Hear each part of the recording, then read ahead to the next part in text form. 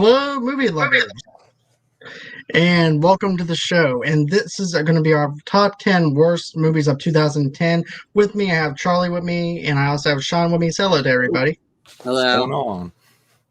And like I said, this is going to be our top 10 worst movies of 2010. We're going to get down to the, we're going to do our not so honorable mentions, as this is actually going to be this honorable mentions first, and then we're going to get into our top 10 worst movies of 2010. So I'm going to let you open up first, Charlie, and then from Charlie, it'll be Sean, then it'll be me. Before I discuss my dishonorable mentions, I actually have movies I enjoyed that just didn't make my top 10 list. Okay. That's what this is. Yeah. So, this is my favorites of 2010 that I didn't get to, not my worst yet. I have that a separate section. So, I have a little bit more than the 10. I have like 3 extras. So, I think my 13th favorite movie of honorable mention, my number 13 on the list was Tron Legacy. I thought this movie was pretty cool.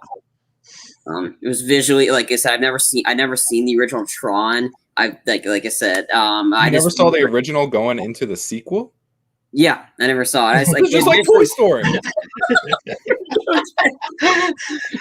that's Come on, 2010. Me skipping over stuff, whatever. But anyway, Tron Legacy was cool. Visually, like it was like this is really cool to see the visuals and stuff and everything. Like I said, it was like some of the action sequences was just great in this movie. That's why I enjoyed it. Yeah, the effects are awesome. I think Daft Punk did the soundtrack. Yeah. I know they did a lot of music for it. It was cool. It was a good sequel. Yeah, and it was the one like the first Olivia Wilde movie I think I saw was her. She was pretty good as Cora. Yeah, the movie is also a lot better if you watch the first one before you watch the second. Definitely. Kind of builds off one another.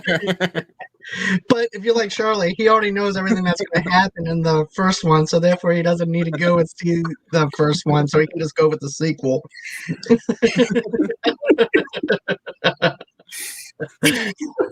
You just go for the cutthroat, man. You just like, okay, I'm just gonna go ahead and forget about Toy Story 3. Just go straight into Toy Story 4.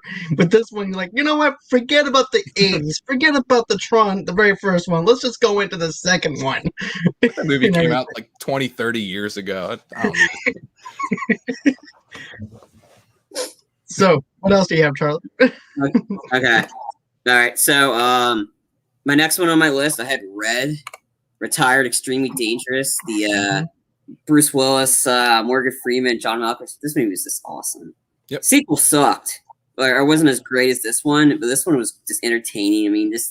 It's just the John Malkovich was just hilarious in this movie. It's like the sequence with the pig. We're gonna finally get a pig, and that's how kooky is. And all of a sudden, in the pig is this machine gun. I'm like, how did they get that past the airport? And then the sequence where the old lady is like, old man, and then he's like, old man, and then the sequence right before, like, Magnum pistol taking on a rocket launcher, and how the bullet just shoots, like, blows up the rock, not just the rocket, but her, and says, oh, and then the line, old man, my ass. That sequence was so cool. It was so cool that they tried to do a Mythbusters and like testing of it. Yeah, there's no way it works. And then, of course, the Bruce Willis getting a nonchalant, like moving out of the police car while it's spinning, and this to shoot Carl Urban's car. I mean, again, the action sequences in this movie were just great. Again, I was really disappointed with the sequel. It was just. I don't think there needed to be a sequel, to be honest. Yeah, I like the original Red. I never saw the second one. I thought it was good. Still holds up. Like, you can just throw it on and it doesn't look outdated or anything. Carl Urban's awesome in it. And then the fight sequence of Carl Urban versus Bruce Willis. You were trained by this guy. He trained me. I trained him. And he snaps his arm. To be honest with you, my favorite sequence is like the very beginning, whenever it first starts out, where he starts going to sleep, and then all of a sudden, you have people breaking into his home. Bruce Willis has to go in and try to get these intruders out of the house, and he blows up his own house. Yeah. I like the opening sequence and everything. I thought it worked. I'm with you, Sean. I felt like, a sequel was not needed. and everything, I felt like it stands out on its own without having to see the second one because I had no interest in the second Red. Yeah. So, the first one it's is really definitely better. Yeah, the sequel is definitely really annoying. Some of the characters are just like, why? So like I said, if you're bored, you can check out the sequel, but personally, I wouldn't. It's not. It doesn't. That one was just bad. I mean, I saw that one after work a couple times, and I was like, and then I just like, oh, this is annoying. This is pissing me off. Now, did you watch Red 2 before you watched Red 1? No. I'm just kidding. No, I didn't. I Red 1. I stayed after work one day, I think, or I got off early, and then I was like, and then I stayed after and watched Red. That's weird. I vaguely do remember that. Like you leaving early and going to see it. Yeah. That was like 2010 was the first, like my second summer at the theater, and that was when I started seeing a lot of stuff afterwards. I think my first movie I saw after work was Get Him to the Greek, which I'll get to that in a sec. So my next movie I had the definitely Hallows Part 1, Harry Potter. Mm-hmm. The ending of this, the cliffhanger was just awesome. The cliffhanger was really good. I actually own all the Harry Potter books, read them twice and everything, read them all the way through. Perfect example. Yeah. Sean, I watched all these movies before I saw this one, so there. I knew you were gonna ask that. That was my next question. Yep. Again, it was entertaining. It was pretty cool the way they split this one up, and it was like I said, I can't. I stayed after and watched this one. This was an entertaining movie. They're all pretty good except for the Half-Blood Prince. That was kind of a weak one. I think that was the weakest book too. Yeah. Okay, so those are the 3 extra I had. Now I'm getting into the rest of my list. So number 10, I had Resident Evil Afterlife. This was just awesome. Like the opening sequence of all the Alices taking over the Umbrella Corporation. I mean, that whole sequence alone. There's 200 dead bodies, and we're not even like 5 minutes into the movie. I mean, it's just like this. I mean, that's like there's no zombies in the sequence. It's all humans, and it's just Alice's clones are just taking over. And then of course, when you get this is the first movie that we got Chris Redfield in the introduced into the series. And afterwards, I don't know what the heck happened, like how they got rid of some of the good characters. Like you got rid of like Chris and Claire Redfield in the 5th one, and then you brought Leon Kennedy and Ada Wong, but then you just took away some of the other ones. But Afterlife was just a great movie. What you got? Did you guys see that? What you think of that? I may have seen it, but I don't remember at all. Let's see. For me, I saw Afterlife. It was okay. I just didn't really think that he's pissed. We didn't. Was what? I'm not pissed. Just kidding. Yes, I got this. The 4K collection for all the Resident Evil ones. I got that. Oh, cool. Because this is how you can get some of these only in 4K, and it's a pretty sweet box. That's why, yeah. Did you see? I read something. I think today. I guess Netflix is doing like a Resident Evil series. Yeah. And they're getting the voice actor that played Chris Redfield in Extinction or Afterlife to play him in the show. Oh, okay. I thought it was voice him in the show. I thought it was the video game voices. I don't know. I thought I read the article that it wasn't the video game voices. It was okay. At least for him. Okay. Could be wrong on other stuff though. Yeah. Well, I'm excited for I want to see more from the new movie that's coming out in September. Me too. The new Resident Evil movie. That one's supposed to it's got a pretty good cast for some of these people that they're portraying them. I think Barbosa's daughter. I think she's playing I think she's Claire. Or she was also the girl in the Maze Runner movies. Yeah. I forgot her name. It's good cast and it's supposed to be focused in on the first 2 games, so it's another version of the movie. I'm like, heck, I'll probably watch it. Okay. All right, the next one I had number 9 was Shutter Island. I enjoyed this movie because I was like when we had it at Apex, I was contemplating like I was like, because I don't do horror movies, and didn't really feel like getting scared, and I was like, should I see this in the theaters? And then when I watched it at home, I'm like, I should have seen it in the theaters because the ending, like I said, the sequence that just got me like hooked. Because I tried reading the book before watching this movie, but I just couldn't get into the book. But I watched the movie, and like I said, and it was entertaining. I mean, like you get Leo and the Hulk together. I mean, the ending's out. I met Ruffalo a while ago, like when I was at work. He was walking through one of the tunnels. You met Mark Ruffalo? I saw him, cool. yeah, and he waved. That's awesome. Yeah, That's pretty cool. Yeah, and like I said, and then one of my other colleagues was sitting in an area, and Chris Evans walked by. Oh, really? Oh, damn. So Chris, Avengers coming through. Pretty much, yeah.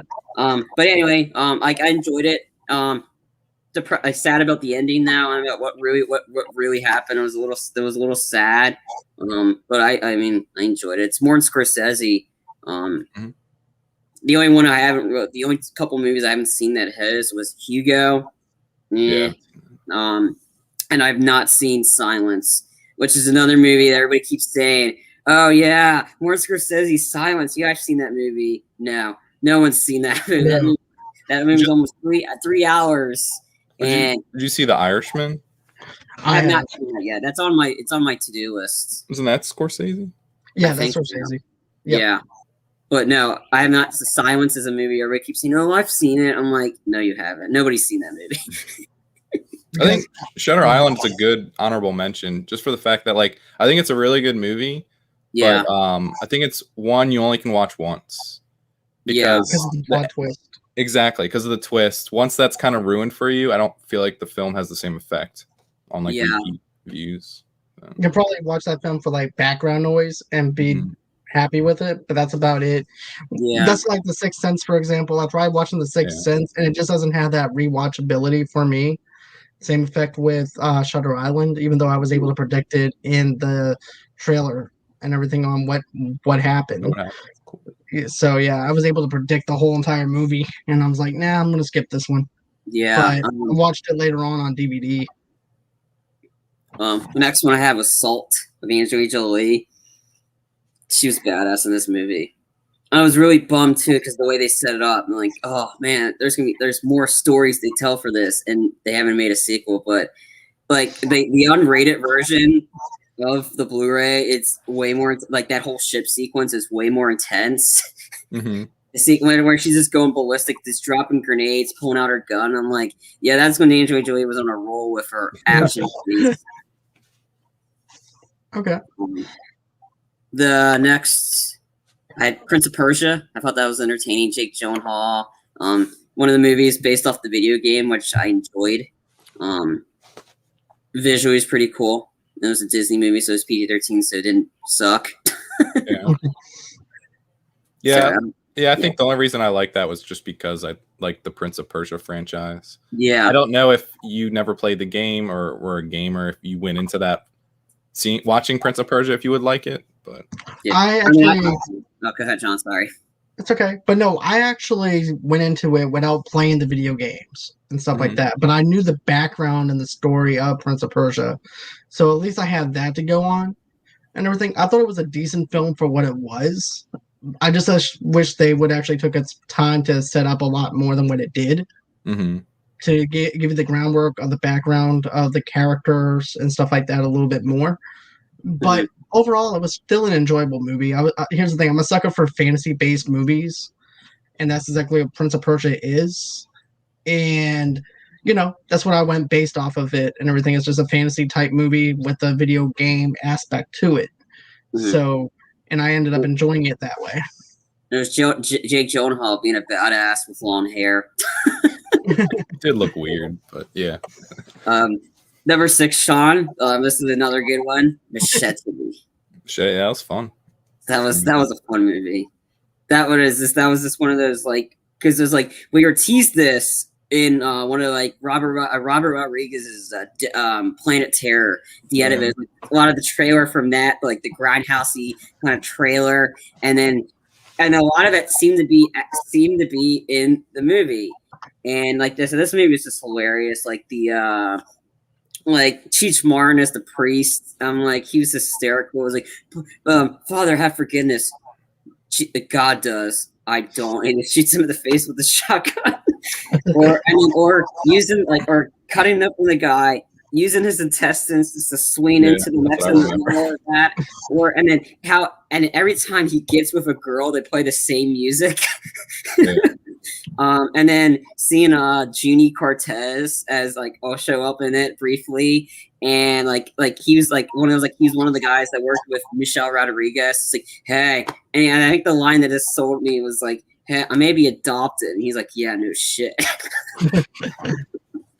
But it was this campy action. I mean, and it had Steven Seagal as the villain, and he actually did more than he is in his entire career in this movie. I mean, he's like, and then, this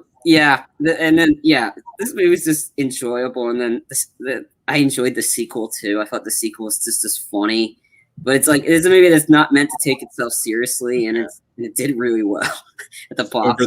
Over the top violence. Yeah, it is, but it's like Robert Rodriguez in Machete. I mean, in Danny Trejo. I mean, it's like there's going to be violence. Definitely, and it's always that over the top violence when you have those two together. So yeah, and you also have to. I call it the trailer park type action film type thing, kind of like what Tarantino did with Grindhouse. That's what I'm thinking of, the Grindhouse thing. Yeah. So that's what I'm actually thinking of whenever I see that movie. It's like a Grindhouse kind of movie. Yeah, well, I guess I mean the Grindhouse movies. I enjoyed Planet Terror. That was the Robert Rodriguez zombie one. It was awesome. Then Death Proof. And I didn't like Death Proof. I thought that was because I was like, it didn't look great. And when my dad was gonna watch, oh, this is gonna be good. I'm like, no, Dad, this is gonna be bad. After he watched it, he told me, you were right. Because I personally watched it not too long ago, and I'm like, I'm not really a big fan. And even there was characters from Planet Terror that were in it, so it's kind of how he was able to blend in some of his characters from Planet Terror into that. I think that was cool. Mm-hmm. The whole movie was but Machete. If you have not seen Machete and don't know what Machete is, no, it's not just a movie about a machete. It's a guy that's named Machete who used to be a government agent. Similar to Danny Trejo's character in Rick and Morty. Yep. Yeah. Jaguar. Yeah, the Jaguar. Jaguar. The great episode of Pickle Rick. All right, my number 5 movie that I enjoyed that's not on my top movies, but an honorable mention: The Book of Eli. This was a great movie. It's just Denzel being a badass, and well, I'm not going to spoil the twist. I think John had that at one of his top 10. Oh, he did? Okay.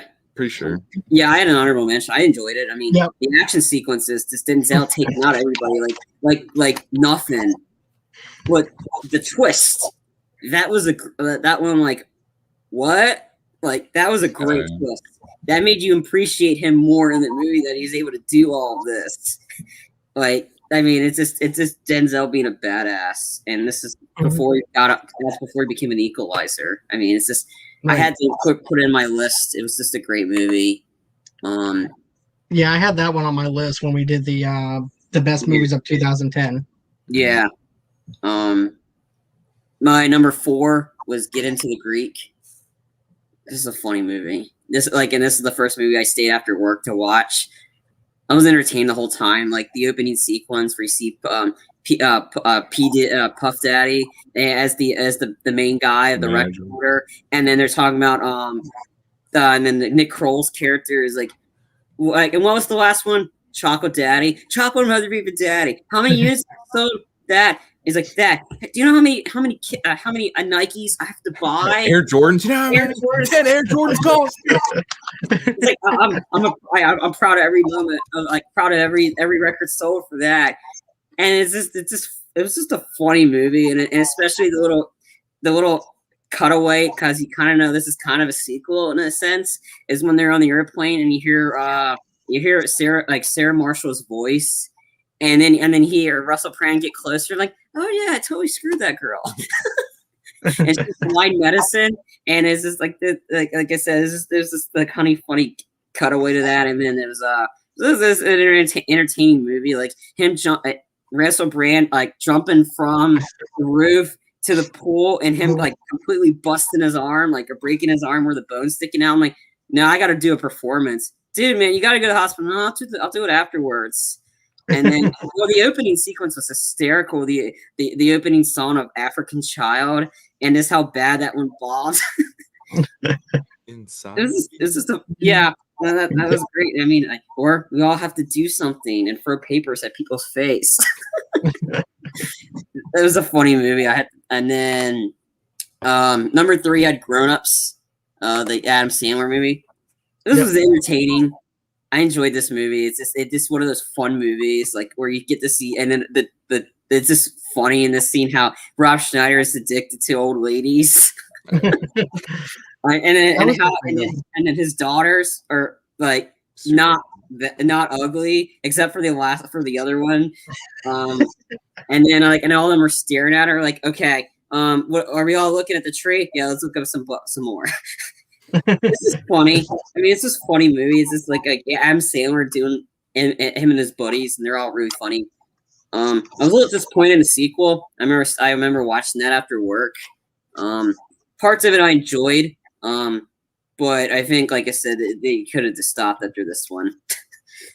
Yeah, that was Grown Ups for me was one of those movies to where like the first time I watched it, I thought it was okay. Yeah. And then the more I watched it, the more I liked it. I picked up on little gags they had going on. And now, like, if it's on, I'll definitely just keep it on as background noise. I mean, Arrow Roulette. I mean, that sequence is funny. And of course, Steve Buscemi is the giant, like, by my feet. Why? Yeah. You got kids. Right. Wiley. And he's like, I'm an animal. It's like, I can't get off. And then he's like, hey, why? Where's MCA? But yeah, I feel like Grown Ups was really good though too. I remember going to see it with one of my friends, and also a girl I was dating at the time, and I enjoyed it. I thought it was really good. It was relatable because you always have those friends that you always go back and try and make memories with, and also too remembering the coach. That's why they were even there in the beginning, was because to remember the coach that passed away. Yeah. And I thought that was actually a really touching moment. Versus the second one. The second one is like, let's just be together just for the sake of being together and hang out. I mean, there were moments in the second one I enjoyed. Like, I enjoyed the sequence where Nick Swartzen was the bus driver and they're doing stuff to him. I'm like, and then like, or whatever, and then him going into the department store, pressing the inflatable, like, yeah, and then he goes flying and like, who did that? And then him go to sleep in the store, and it's like time to get up, like, oh, why, Dad? And he's like, is this some old guy's worker? And he goes in the bathroom on the toilet. I mean, like, that sequence. The display, the display. And then it's just funny seeing Taylor Lautner like being the douche that he was in that movie. It's just like, I mean, there's parts of it I enjoyed. Like, I enjoyed the big fight sequence where everybody's beating up the frat kids. Like, I mean, I thought that was funny when everybody's involved. Or the sequence where they're all watching the ballerina instructor while they're doing like Adam Sandler's daughters play, and all the guys are in the back watching their dancing in the back because they all wanted to see the girl. Again, there's parts of it I enjoy, but it's just of course the car wash sequence was hysterical of like Andy Samberg and his buddies, and a lot of them like, that sequence was funny. It's like Kevin Smith is he's being punished by his wife, and she's like, oh, I'm gonna enjoy this, and so they're there with the guys. And then you see Steve Buscemi and one of the Chris Rock's kid doing the driving test. They're there on the girls' side enjoying it. Like I said, the first one's funny.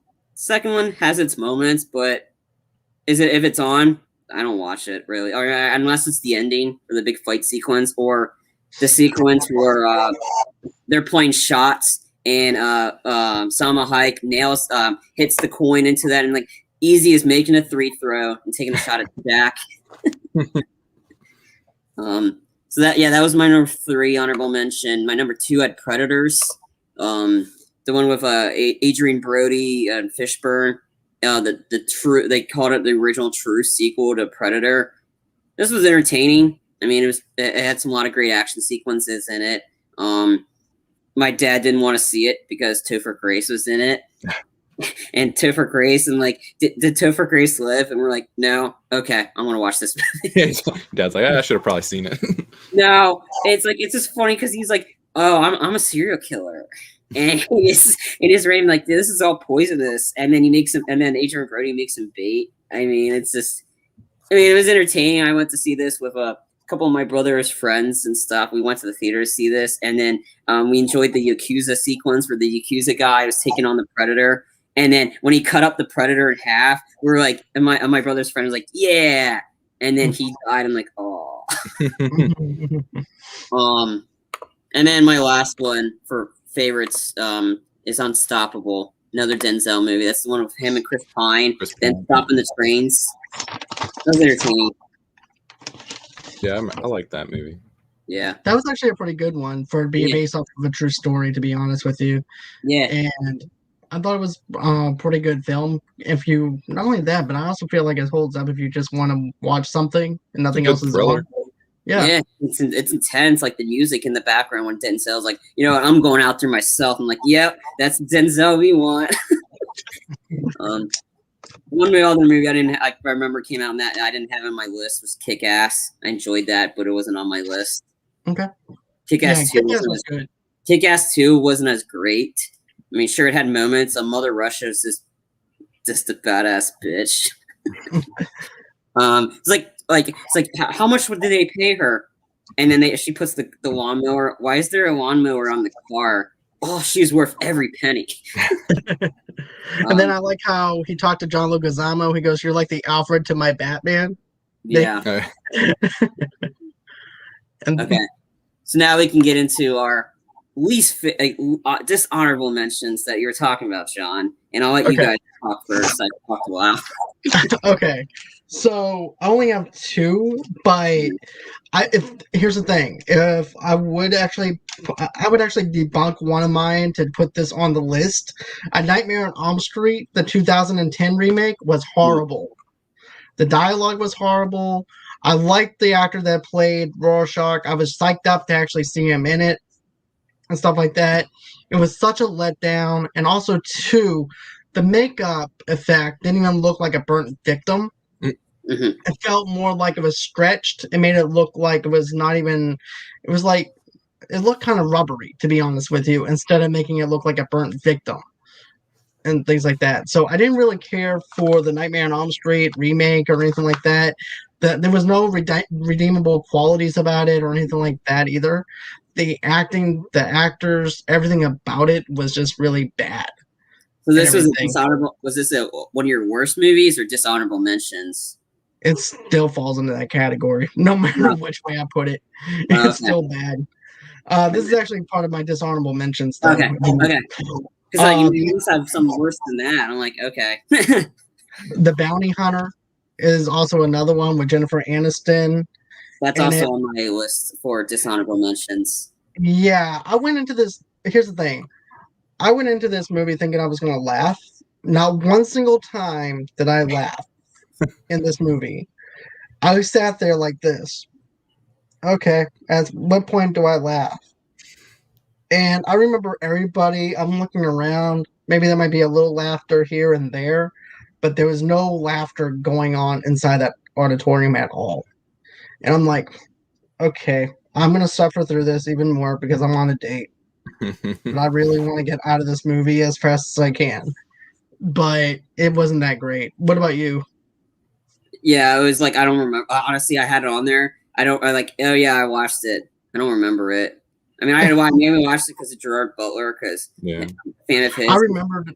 I remember the whole entire thing where he's the bounty hunter arresting his ex-wife and everything where she owes money. And then, of course, I remember the other thing where the only hotel room that they can get is like a honeymoon suite, which kind of reminds me of Adam Sandler's Bulletproof movie with him and Damon Wayans. It's on my list. Yeah, it's on my stars list. I have to watch it at some point. I intend to watch it. it's good. It's good for an underrated Adam Sandler, Damon Wayans movie. But The Bounty Hunter, nah. I just sat there being bored out of my mind, wishing I was doing something. I felt like Deadpool at that moment. Did I leave my stove on? What am I gonna cook whenever I get home? Do I want hamburgers? So that's actually how I felt watching The Bounty Hunter. But do you have anything on your list though, Sean, for dishonorable mentions? So I guess I got confused. I have 3 honorable mentions. I didn't do any dishonorable, so I just had the honorable and then the worst. Okay. But I can do my 3 honorable if you want, real quick. Yeah, we can do that. Yeah. I have a Due Date with I've heard of that, Robert Downey Jr. and Zach Galifianakis. Robert Downey Jr.'s wife is getting ready to give birth, so he's trying to get across the U.S. to be there for it, and he ends up catching a ride with Zach Galifianakis, or they travel together to go over there. Right. And it's just really funny. It's Robert Downey Jr. being goofy, which is always good. Like his comedic timing and dialogue is like perfect. So yeah, it's really funny.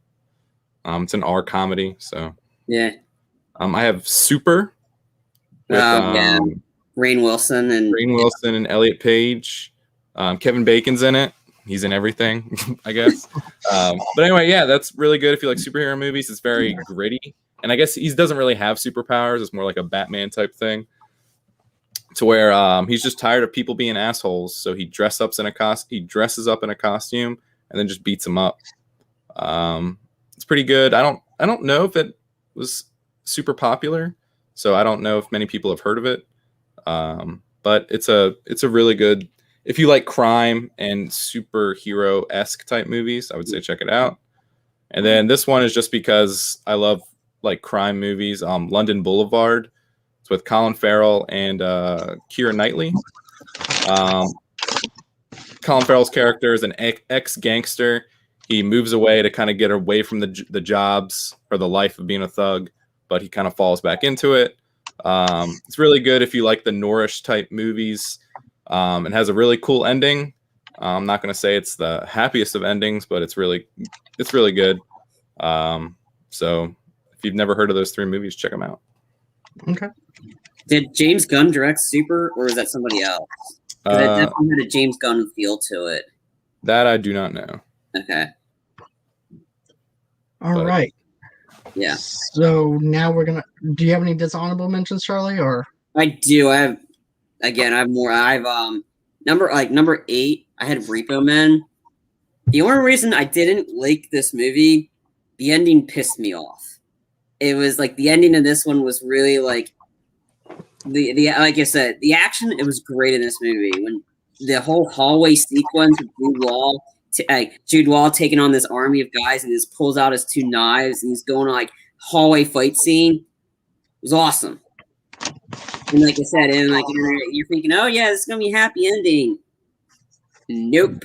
Let's rewind it back. I'm like, oh dang, you ruined it. Like I said, it was, the ending was what ruined this, made this as this honorable mention for me. Because if they didn't have the ending as they did, I would have liked this movie. I mean, the action was great in this, but the hallway fight scene for me, it was definitely the highlight of this movie. It's just Jude Law taking on, and then the music in the background too is a great musical score or song that they played while he was taking on the entire hallway of guys with like various like weapons and stuff. So that was the ending was what really irked me on this one. Number 7 had The Warrior's Way. I remember watching it. I don't remember anything from it. It's like a martial arts movie, right? It was really weird. I think Kate Bosworth was in it. I think I've seen it, but I don't remember anything about it. Yeah. Another movie I had was number 6 was Takers. I think this one had Paul Walker, Matt Dillon, Idris Elba. Essentially, it was like a game, like a bank heist like movie. And then I think it had a really cool chase sequence with I think Matt Dillon was chasing down one of the bank robbers. I think Zoe Saldana was in this movie. I mean, I watched it because I liked Paul Walker. Didn't really care for. I mean, I watched it and it was like, oh, okay. Like I just remember who was in it, and I remember they were bank robbers. That was about it. Five Little Fockers. I think the first two were fine. This one was not needed. Number 4, I had Legion. That's the Paul Bettany vision. He's an angel that gets sent down to Earth. So essentially, it's Michael. Michael. And then this movie is weird. Like I said, I didn't expect too many horror elements to this. And like everything was just like some of the human characters were annoying. I did like the sequence when one of the girls was out in the car, she fell for the trap, and Paul Bettany's like, "No, get back! I'm going out there." He comes out with dual machine guns. He's kicking some serious ass, taking out all these guys to rescue the person that's out there. I mean, some of the he was awesome in it, but the rest of the movie wasn't really great. But Vision was great though. Right. I like Paul Bettany in the movie, but some of it just fell apart for me. But you like the little old lady with the walker, and then all of a sudden she's like demon possessed and starts crawling all over the wall. Your baby's gonna burn. I was like, what? What? That's not nice. And then she bites somebody. It's like it gets really weird. Like it's like too weird. But Paul Bettany was the highlight of this movie. The rest of it fell flat. That's why it's a dishonorable mention. Okay. My next one I had was Edge of Darkness. This one had good potential with Mel Gibson. I mean, like the opening sequence with the daughter, and then it's how like they just randomly like, whoa, like that one made me jump. And then the sequence where he's interviewing the girl on the highway, and then the car, like then, because I remember Sean, you told me like you're about to fall, like you're like not paying attention, and then when you see the girl hit by the car, you're like, holy crap! Mm-hmm. That sequence made me jump, but the ending was just, it was a downer. Number 2, I had The Bounty Hunter. So no need that. And sorry, Sean, my number 1 dishonorable mention. I was like. It was Scott Pilgrim. I was Why? Why? I knew this was coming. I don't know. I was expecting, like I said, I never read the comics to this. I think we were talking about seeing it because we were about to do a double feature, and then we got it at Apex. I watched it. I mean, there's aspects I liked. I liked Chris Evans. I thought he was great in it. To be honest, I didn't really care for Michael Cera. He was just kind of I don't like Michael Cera, but he's good in that. Right. I didn't like him in this too. To be honest, I think he thought he was just kind of annoying. He was kind of his typical self until the end. But then again, it's like there's characters I liked. I thought the vegan police was hysterical. It should have been Simon Pegg and Nick Frost. I thought it should have been that.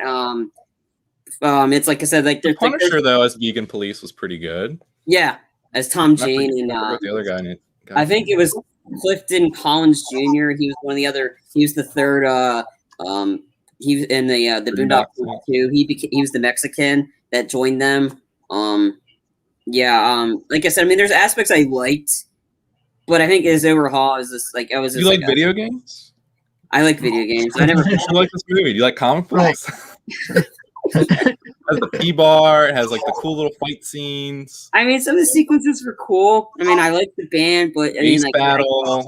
Just for me, it just was it just. I was like, I guess I was expecting more. To be honest, I didn't know what to expect, and I was just a little disappointed. Like I said, it's not. You would be way more pissed off. I had this as my worst movies. It's not true. I would be too. That's why I said I liked aspects of it. I thought Chris Evans as the skateboard dude was hilarious. I mean, there's parts of it I like, but I guess as a whole, I just didn't. It was all right. I mean, like it was just like this. I think when we get vaccinated, you need to come over here, and we'll watch it together, and I'll point to all the parts of the movie that make it a great movie. And okay.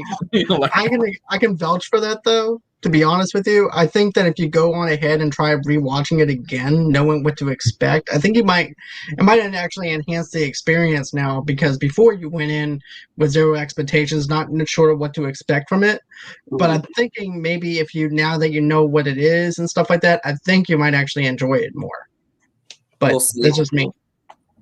Like I said, I know how to set up the share screen. So maybe if you're able to get it on the laptop, we can like a live video of it, like a live watch of it. So, but anyway, yeah, that might maybe on Blu-ray, maybe DVD. But yeah, so I'll maybe go back to it. But then again, like I said, you'd be way more pissed off. It was true. All right, and that's all I had for my least my dishonorable mentions. Okay. Now we're on to the worst. Right. This should be fun. Okay, so I'm gonna go first with things. For my number 10, I actually have Jonah Hicks as my least favorite. That's my number 1. I hate that movie. Me too. Like, I tried watching it again recently. I'm like, okay, it's 2020 at the time when I tried to rewatch it and everything. I'm like, it's 2020. It's gonna be something in it that I might actually enjoy. Nope. The crunchy dialogue was really bad. Megan Fox being miscast was really bad. Now, I do like the fact Carl Urban did play Jonah Hicks. I thought he was the standout in it. I thought that's the part that they got right. I thought it was Josh Brolin. Yeah, Josh Brolin. My bad. I got that mixed up because of the grungy voice that he actually had for Jonah Hicks. That's why I got mixed up with Carl Urban. But Thanos. He was getting a Thanos look already. Right. But I thought Josh Brolin did a really good job of what he had in front of him for the script. But it was just on paper, it looks good as far as the dialogue goes. But it goes to show you what goes from script out into is being projected. It's not good. It's cringeworthy. It's really bad. Like I said, Megan Fox is miscast. This movie is oversaturated with CGI when there shouldn't be that much CGI in it. Too much CGI actually takes me out of the movie. It doesn't add anything to the movie unless you're trying to add to the plot.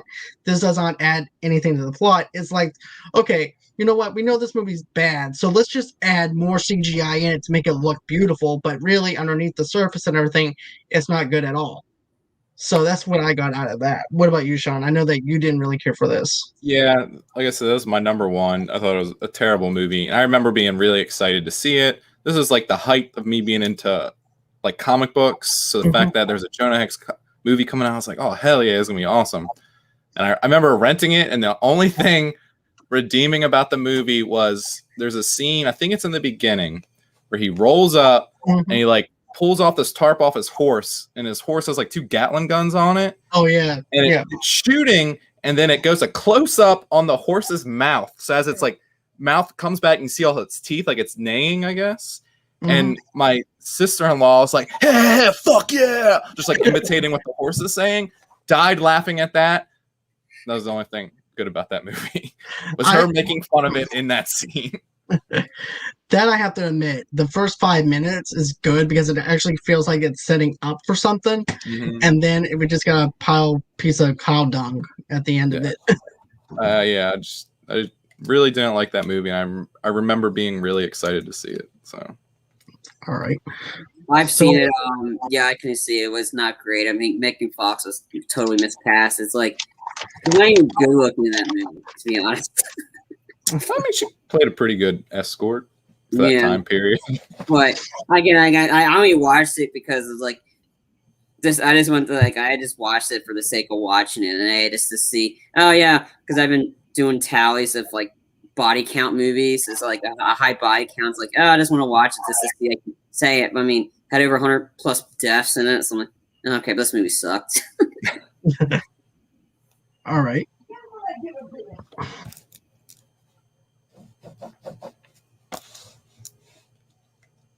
All right.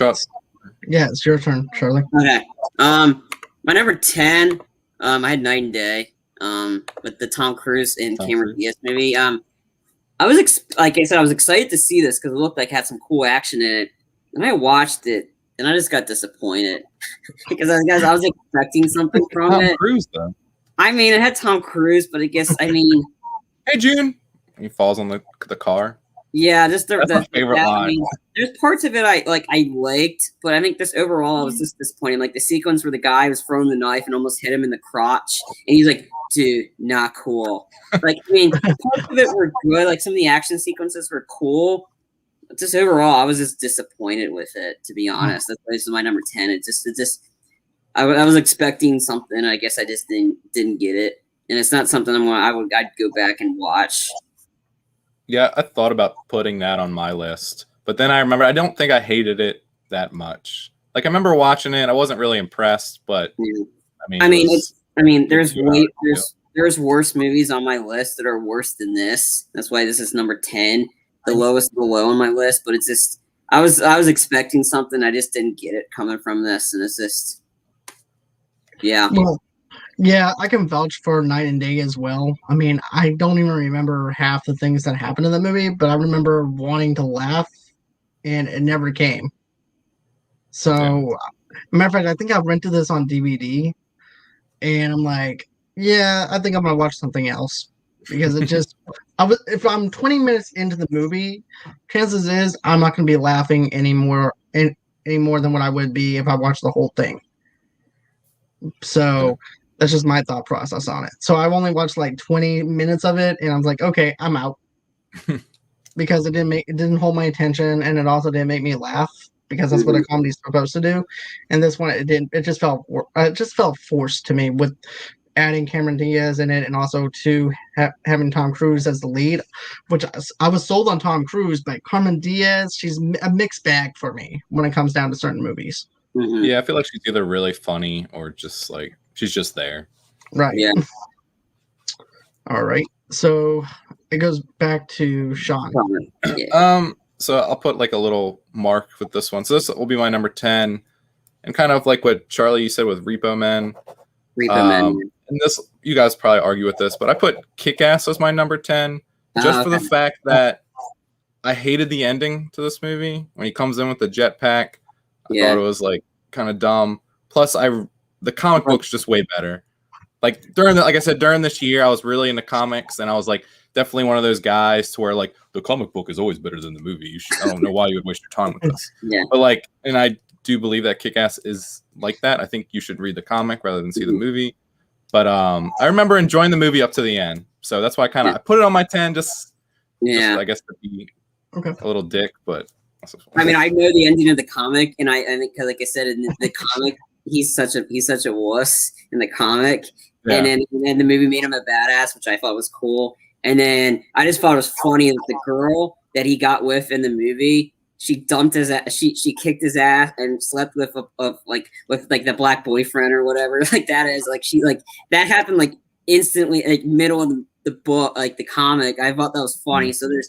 Like I said, and then Nick Cage was just great in this movie, and we needed more. We needed more Nick Cage. Nick Cage. I felt like that's what the second one was missing. The Big Daddy for the second one to be a success. But that's what I was initially sold on, was Nick Cage being Big Daddy, and also too, I also like the fact that it gave us the emotional attachment to that character to where we cared about him.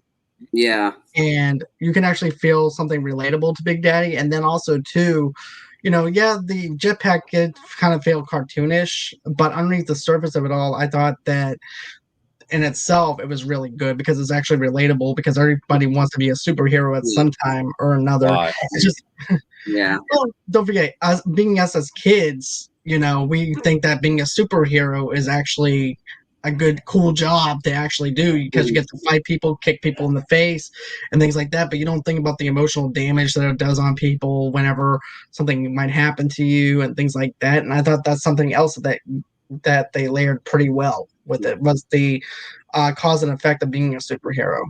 Hit Girl was a badass in this movie. Yeah, Hit Girl was. She was Chloe Grace Moretz.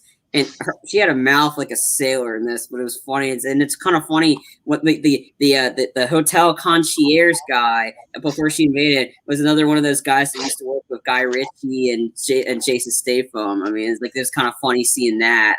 And then the sequence of her taking out everybody in the hallway was just awesome. Like I said, she was great in this movie. And then the sequel, I mean, the aspect I really liked was, of course, her taking on Mother Russia.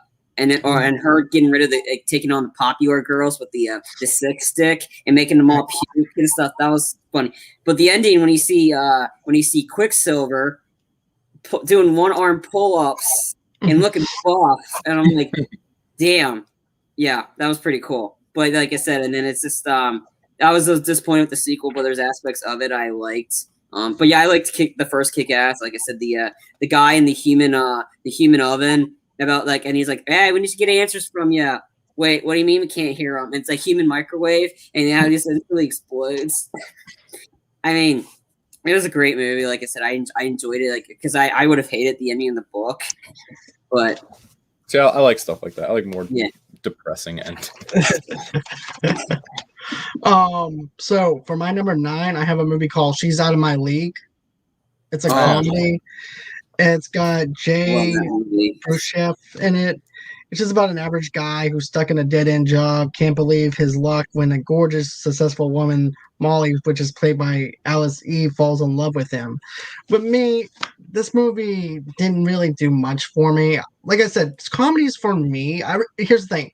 Comedies is the most subjective genre that you can actually think of because everybody's humor is different from everybody else's, so it's not going to flow right. If certain movies don't flow right with the humor, it's not going to land well for them. I even said that in the King of Newark. King of Staten Island. Yeah, King of Staten Island. I said the same thing too. Yo, movie lovers. Hey Tim, how you doing, man? But yeah, I said the same thing in the King of Staten Island. You know, if you don't like dark humor, chances is this movie might not be for you. And this is also the same thing with this. Except for one thing, it's a rom-com, it's a comedy. The humor in it it felt forced. The whole thing just feels like it was out of place. It could actually have been better, but for me, it just wasn't good at all. Because, like I said, in 2010, I was expecting to laugh a lot because there was a lot of comedies when you actually look at the meat and grind of 2010. And I didn't laugh one single time when I looked at She's Out of My League. And I was expecting it to be relatable. I was expecting it to actually hit me in places that I didn't think that would actually hit me whenever it comes down to laughter. But yeah, I just didn't really care for this one. Yeah, I remember. I almost put that on my list too. I remember not really liking it. It's not on my list, but I enjoyed it. I enjoyed this movie. I thought it was funny. I like the T.J. Miller character was hilarious. Stainer.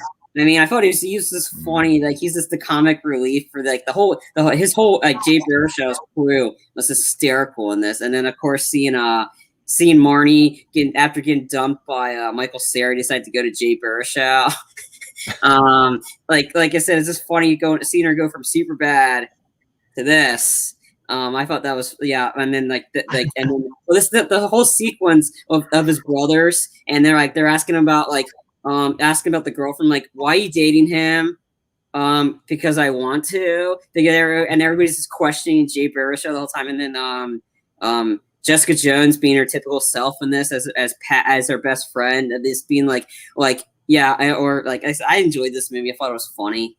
Okay. It's not on any of my list though, but I remember watching it and I enjoyed it. Like this, and then the whole sequence in the airplane at the end was like when he's like we're moving back up, and he hits on like beep you, like flipping off the entire like beep you mom, beep you dad. He's like flipping off everybody, and then he's like we gotta get you need to sit down because the plane's moving backwards. So he's sitting there and everybody's staring at him with the flipping him off.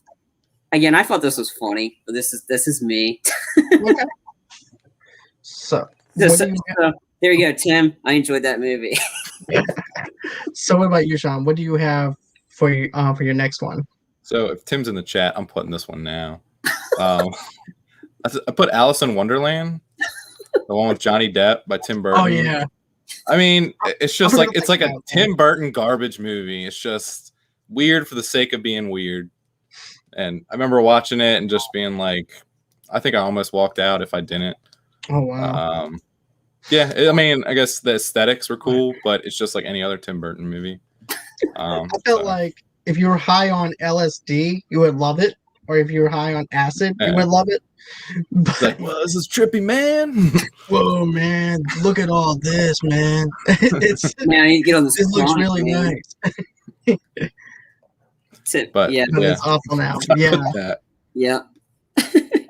Oh, there you go. See, Tim agrees. Man, didn't expect that. But yeah, I remember not liking Alice in Wonderland. As a matter of fact, I forgot this even came out in 2010. It's kind of like was it Charlie and the Chocolate Factory too? Yeah, it's just like it's like that same look, and I don't know, just I mean, I agree with you with Batman, but he made a good Sleepy Hollow. He did good with Sleepy Hollow. When it comes down to practical effects for Tim Burton, I love. When it comes down to oversaturated and overuse of CGI, I don't like. Edward Scissorhands. Yeah. But, my number 9, I hit the next 3 days. The movie Russell Crowe and Elizabeth Banks. This movie, the plot is basically Russell Crowe, I think his wife, played by Elizabeth Banks, she gets accused of killing her boss. And then, so she gets accused, so she's in jail. So Russell Crowe has to essentially break her out of jail, but he doesn't know how. So I think, and this has a very small, 5-minute, maybe barely 2 to 5 minute appearance by Liam Neeson. Him telling her how to break her out of jail. So it just wasn't great. Like I said, I mean, and then the one that really pissed me off was how stupid the FBI agents were in this movie. I'm like, she clearly didn't do it. Just follow the damn evidence. And then as soon as when they had the evidence that will clear her name, what? It drops? Oh man, I can't get it. It's in the sewer. It's gone now. I'm like, really? You guys are really stupid. Just cleared her. She didn't even kill the boss. What the hell? It's called evidence. Follow it, not follow her, because she clearly didn't do it. And it was just, I mean, they try to add tension to this movie, but it was just bad. I agree. Geez, I want my next 3 hours back. To be honest with you, at first I liked it, but then here's the thing: the golf ball. Remember the tennis ball scene where? I don't know. It's been a long time. Yeah, there was a YouTube tutorial on how to break somebody out using a tennis ball, or something to that effect. I'm like, really? This is so stupid. I was like, you had me up until then, and then also too, you guys decide to escape to Canada at the very end of it.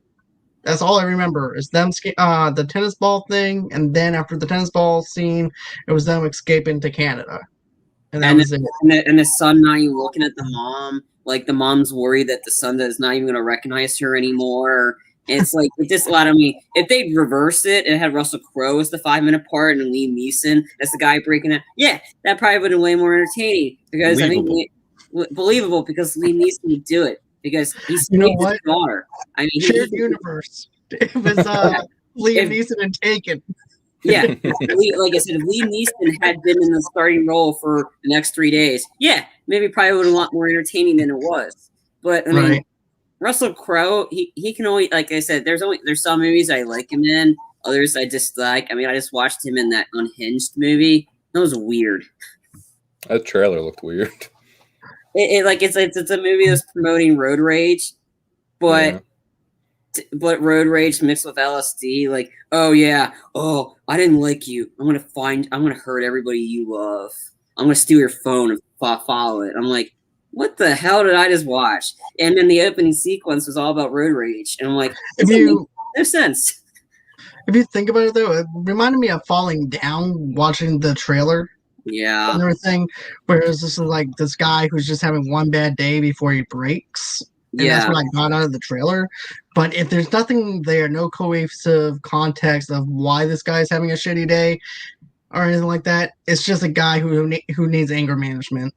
Well, he's taking pills. Like the opening sequence kills 2 people, blows them up, and just drives away.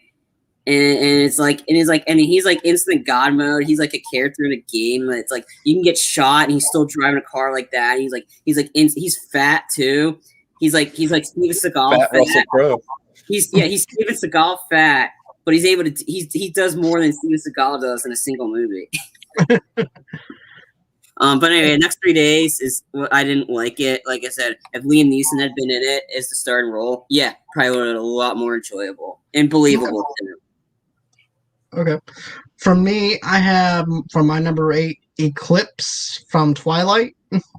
Oh, that's my number 2. Yeah, I got that as my number 8. I just don't. Here's the thing. I thought Breaking Dawn 1 and 2 were the best ones out of the franchise. If I had to choose anything out of the Twilight films, would be those two. Eclipse was horrible. Cringy dialogue. Didn't like it. Didn't like the other two films. But I remember I actually did this for a podcast episode of movies that make me cringe. So Tamika and I binge watched the whole entire trilogy and did like a 2 hour long podcast just on the Twilight saga. But yeah, Eclipse, I don't need to go back and revisit it again. That one time was enough for me to visit it and everything. But that's my number 8. So that was my number 2. The worst, because this movie was garbage. It's like this is the one I remember. At the time, my sister was into the Twilight series, and then my dad was like, "Maggie, like my sister's like, did you see this trailer for the new Twilight Eclipse? The vampires and the werewolves are teaming up and they're fighting. They're fighting the bad vampires. The action didn't happen until the last 5 minutes of the movie. mm-hmm. Build up. Yeah, it's like, come on. Like, seriously, you're hyping the trailer. The trailer hyped this up like it's gonna be like nothing and a whole big action movie. There wasn't anything in it. Jeez, I'm pretty sure the 50 Shades movies give you more action than this whole movie combined. Probably so. This movie sucks. This movie's garbage. Like I said, I wasn't gonna sit for 2 hours for nothing to happen. And then just for and then like I said, I didn't even bother. I didn't even bother watching the last 2 Twilight movies because why? I don't want to torture myself. But no, it's like Eclipse was terrible. This was garbage. Yeah. The other ones were worse. I mean, this is like, unfortunately, it's not my number 1, which I'll get to when I get to that. But something worse than this, yeah. Right. Okay, so what about you, Sean? Do you have anything to add to that one, or is there something else? No, I never saw it. I think I only saw the first Twilight, and then it wasn't for me. And then all the moms in the theater. I mean, I would talk to them about it, but I never saw any of them. It's like, what's up? Yeah. How you doing? They're buying all these cups with Edward and Jacob on it. Yeah, I remember those collectible cups we had and stuff. I mean, my first Twilight experience working was New Moon. Man, that was a pain to clean. Pretty sure I was there for all of them, but I don't remember. But I remember people at my workplace like, whose team are you on? I'm on who team? I don't give a shit. Team Jacob. Not playing for the Hunger Games series. I was Team Katniss the whole time. That one had a triangle. I'm like, I'm Team Katniss. I mean, all right. So we're gonna go on ahead and let you do your next one, Sean. Okay. Let's see. I'll go. I'll put Get Him to the Greek, and this is kind of like one of those movies too that like. I have a lot of my friends. We have pretty good jokes from it, like the inside of you and stuff like that. Yeah. But like overall, I just didn't really like the movie. Russell Brand's comedy doesn't really hit home with me. I don't know why. Like I like his stand-up, but that's about it. Like him in movies.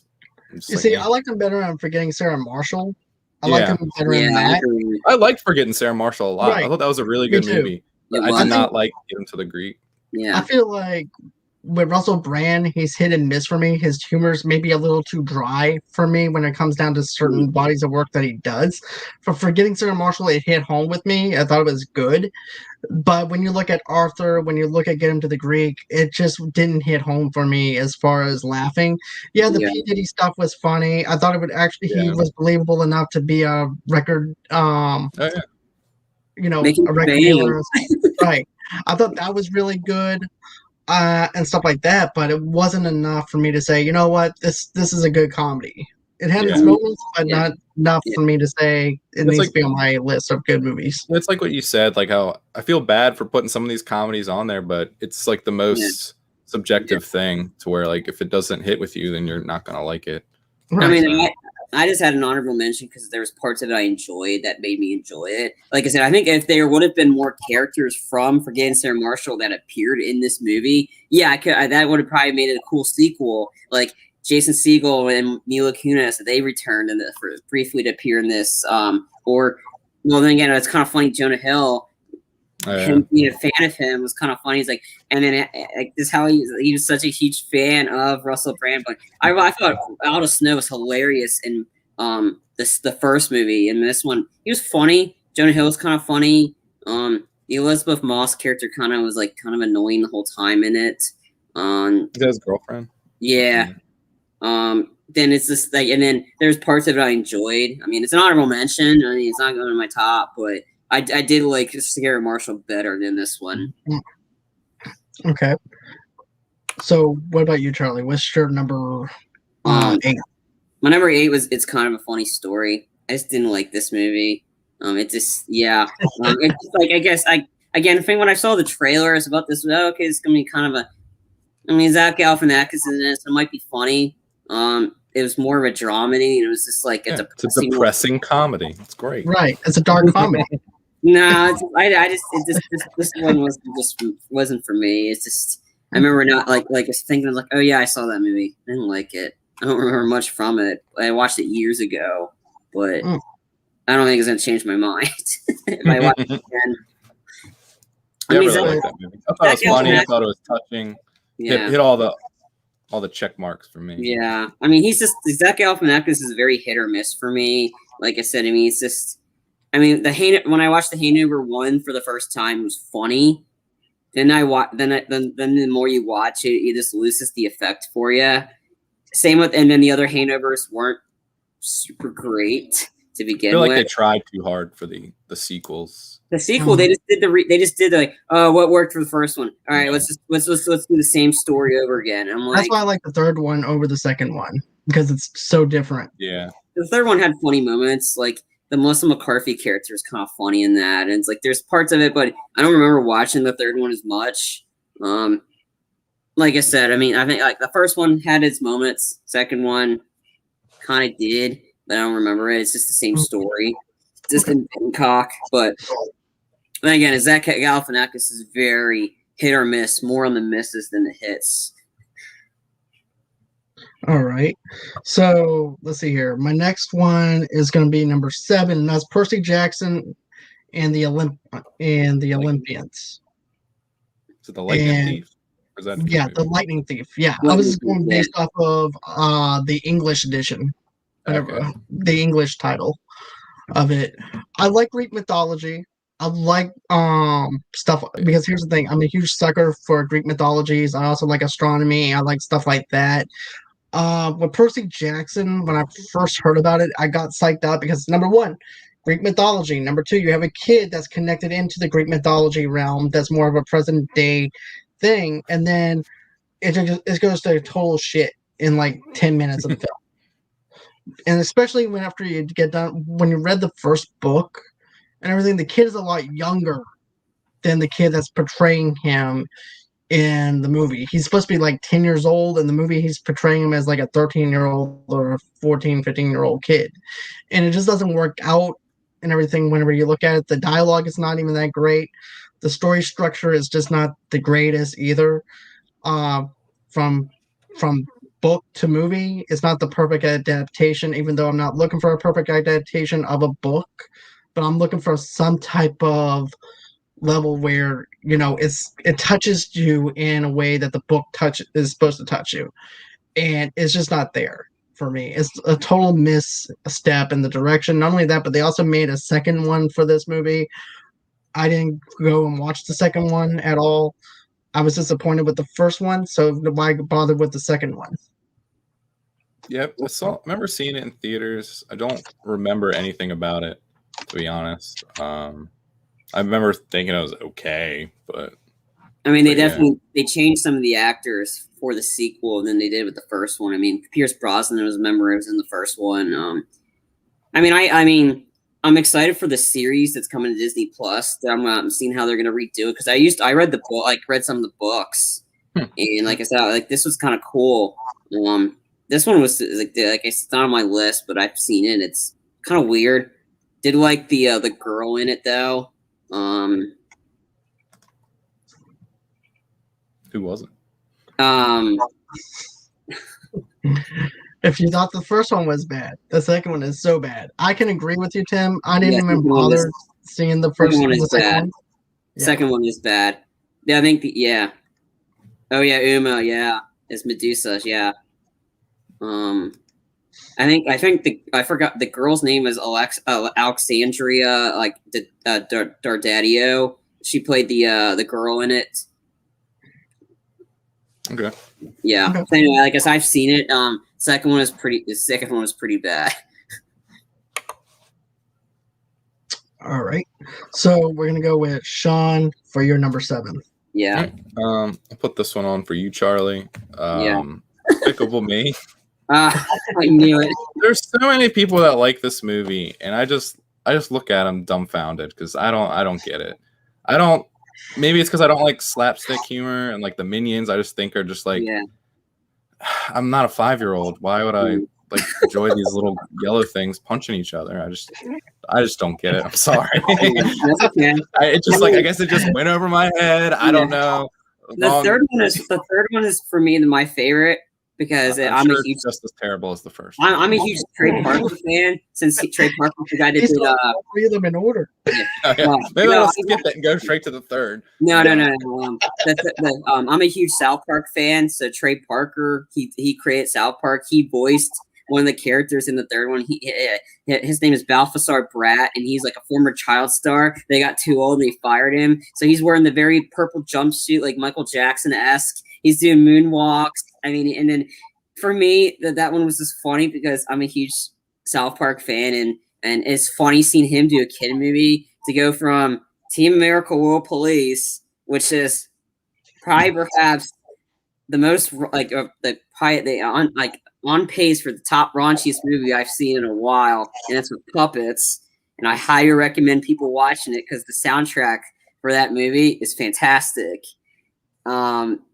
And we'll have to do a review for that. But anyway, he was funny in that. But it is for hit like the Despicable Me series that's hit me because I just thought it was funny. There's a lot of adult humor that I picked up in it, but that's just me. I know I'm like the minority. I know a ton of people that love those movies. I don't know. I just can't. I don't get it. Like I really don't get it. Here's the thing. I was expecting to laugh in with the Minions movie. I went to see it. Charlie, is there a trash can by you? You need to chuck that right in there. Light it on fire, baby. There is. It's not going in the trash. But I'm with you though, Sean. I just don't get it. Like I want to laugh at some of this stuff, but at the same time, it just wasn't for me. I even tried watching the Minions movie in itself. Maybe I might actually see something that might be enjoyable. You skipped ahead too? Huh? Isn't the Minions like a sequel to one of them or no? Is it standalone? They're coming out with a part 2. Okay. It's just got held back. I thought you were pulling a Charlie and skipping. Not yet, Tim. It's on my list. This movie. Orgasmo? Well, it's essentially the plot of it's kind of funny. He's one of those. I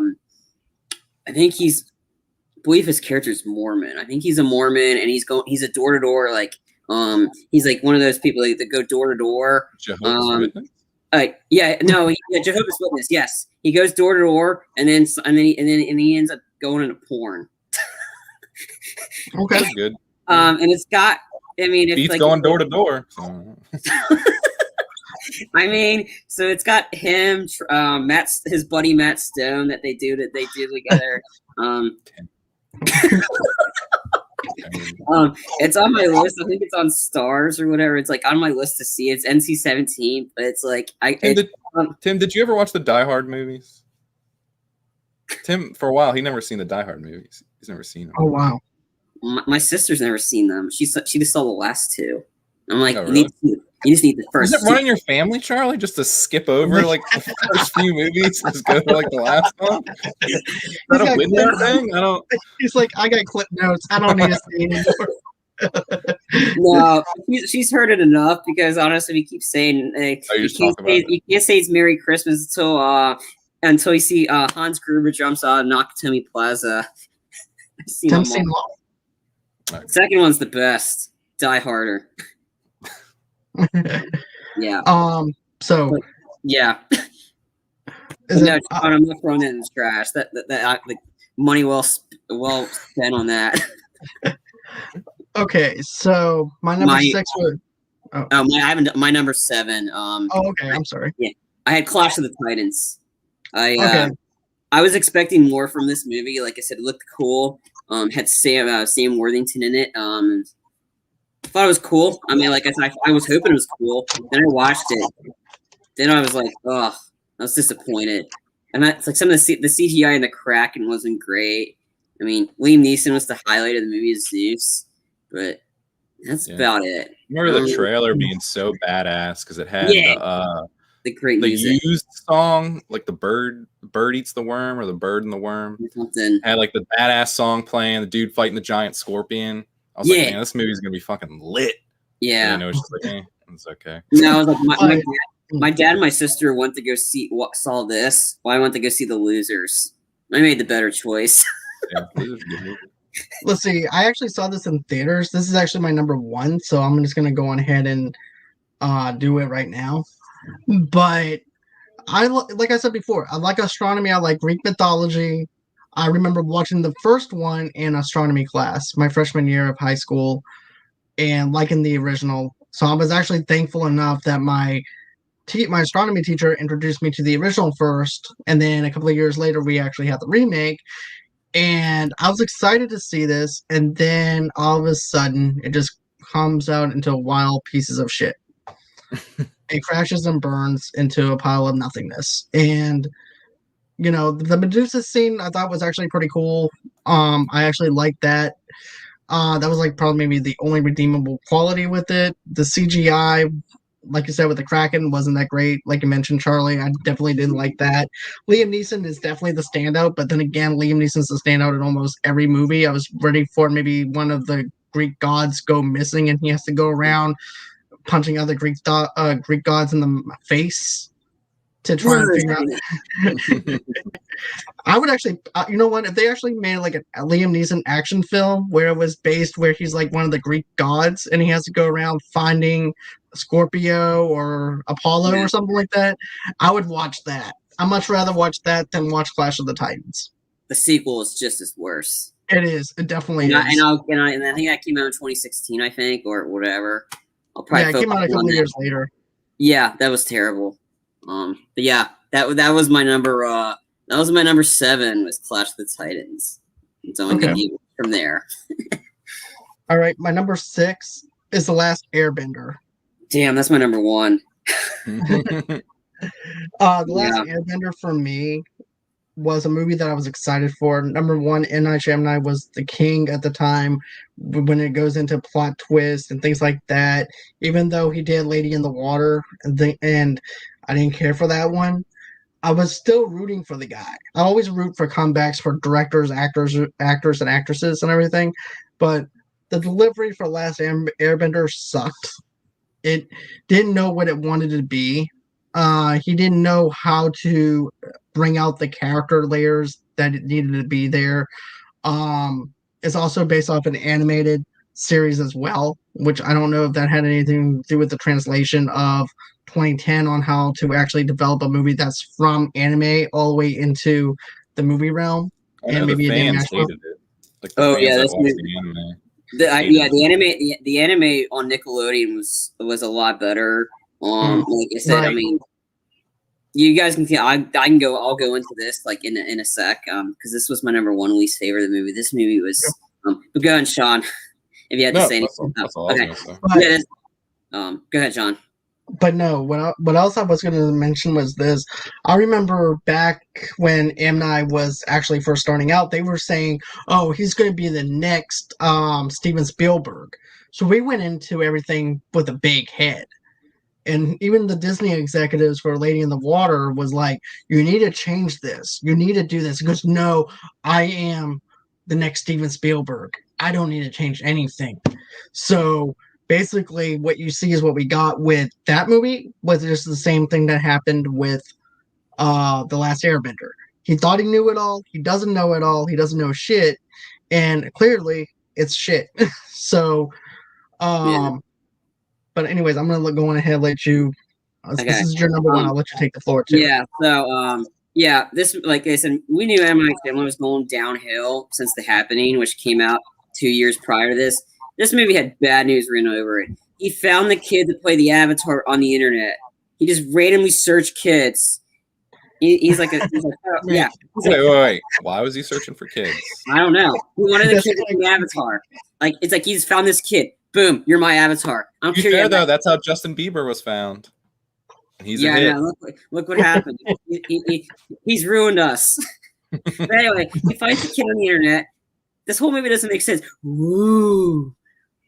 Oh yeah, like the emotions of how they do the airbending was garbage. That's how magic works, Charlie.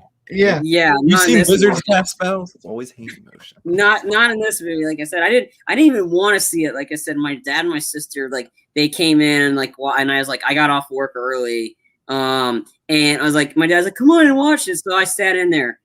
I almost fell asleep. I was about to fall asleep during this movie. I was bored out of my mind. This was so dumb, cheesy. So I was like, the one upside is like I get to make fun of it. I've seen it, so I'm making fun of it. I mean, it's just, this movie is just trash. Like, and it's classic M. Night Shyamalan garbage, and it doesn't get it. Wow. Yep. Tim, randomly searching kids online. That's what that's pretty what M. Night Shyamalan did. That's how he found his avatar. Boom. He just found a kid. Boom, you're my avatar. Yeah, he just finds him. And then the girl was annoying in this. Then again, this girl ended up being Mark Wahlberg's daughter in Transformers: Age of Extinction, and she was annoying in that one too. It's like, yeah, this movie, there was nothing was going to compete with this one for worst movies. Like Twilight's right up there, but Airbender is just another piece of garbage. So yeah, this was complete garbage. That's why it's my number one. Okay. I agree. So now back over to you, Sean. Go with The Other Guys. Okay. I didn't like this movie. I guess it's a comedy that just didn't hit home for me. My favorite line was "Aim for the bushes," and that's when The Rock and Sam Jackson died. Spoiler alert. That was fun. Yeah, spoilers. I thought that was the funniest part. Other than that, I think I would have walked out of it on it, but I think I was stuck in an aisle. Yeah, I just really did not like this movie. I don't know why. Maybe it's just because Will Ferrell was annoying me at the time, because I noticed I do have another movie on here that he's in. So I don't know. I think I know what that name of that movie is. Yeah. Megamind. Yeah, that's it. Him and Brad Pitt. Yeah, that movie's terrible too. I like The Other Guys. I enjoyed it. I thought it was funny. I mean, it's just the banter between him and Mark Wahlberg's funny. Like this, how Will Ferrell was always getting all the hot girls after him. Yeah, and then it's not believable, Charlie. No, it's not. or the sequence of like, you should have like Mark Wahlberg's in a Shooters Anonymous class or whatever, and he's like, and everybody's ganging up on him. I'm like, you should have shot A-Rod. And which is I find it's funny because in the news, Jennifer Lopez and A-Rod have broken up. So I'm like, she should have gone to Jeter. And you see, I like this film though too. Like I said, in the movie theaters, I didn't really care for it. But once I saw it on DirecTV, I wound up loving it. And then, of course, I like the one part where you have Mark Wahlberg going into the Bel Air area. I mentioned this on the best movies of 2010. What are you doing up in here? You're shaking your ass for dollars? And and everything. Because I can dance too. Watch me. And he starts doing all this ballroom dancing, ballet, and everything else. And that was funny. And then Michael Keaton did it so he can make fun of somebody. That's why he did a lot of this stuff. He already learned how to play the piano at his girl at the wedding, so he can make fun of the kids. They're doing it, so that's why he did a lot of stuff just to make fun of the kids. And it's just I'm a peacock. They gotta let me fly. Peacocks don't fly. It's like just let him have it, Captain. But yeah, I thought that was actually a good one. So my number 5 is going to be Tron Legacy. I forgot my number 6. Okay. My number 6, Green Zone. This is the Matt Damon movie. It was like he's like a military guy or whatever. The trailer looked like it was going to have a lot of cool action in this. This movie's boring. Good stuff happened to the last 20 minutes of the movie, and that was what they showed in the trailer. Like Matt Damon's got it. Matt Damon's not his normal self. He's getting his ass kicked every single time. It's like he's in a fight sequence. He's getting his ass kicked. He's getting beat up, his ass kicked. And until 20 minutes, he finds wait a minute, I can actually fight. okay, and that was it. That was the only highlight of this movie. It was bad. Like, it was like some sort of like military like zone area or whatever. I don't remember the full plot of it. I just know it was terrible. But yeah, Matt Damon getting his ass kicked. It's not fun to watch. But I haven't either, to be honest with you. It might be something I might check out in the future, just to check it out for myself. Definitely like I said, right on that one, Tim. 100%. No, yes. Dogma, Tim. Come on. Well, Dogma was great. I will go into this real quick. The reason Matt Damon's the best is there's a funny Joe Blow video about what the WTF happened to Team America. It's behind the scenes. Originally, Matt Damon's character was supposed to be like the smart, suave guy that's very like everybody loves him. But when they designed his puppet, they screwed up his face. And they screwed up his face so bad, they decided to rewrite the script for him. So the only words he says the whole movie, Matt Damon.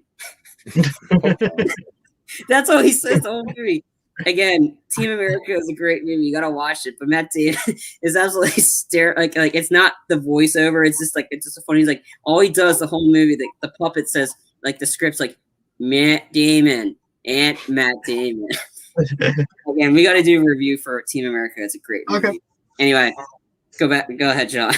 Okay, so my number 5 is Tron Legacy. I love the soundtrack. I like the Volume 1, Volume 2 soundtracks. I thought the soundtracks was really great. I love Daft Punk and stuff like that. I did see the 1980s version to understand everything too.